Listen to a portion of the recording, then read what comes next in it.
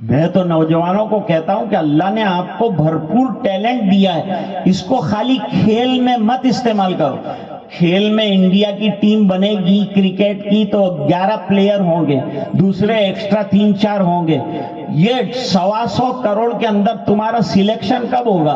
वैसे भी मुसलमानों का कोई सिलेक्शन नहीं है।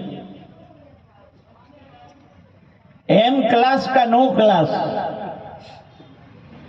कोई क्लास नहीं है हमारा।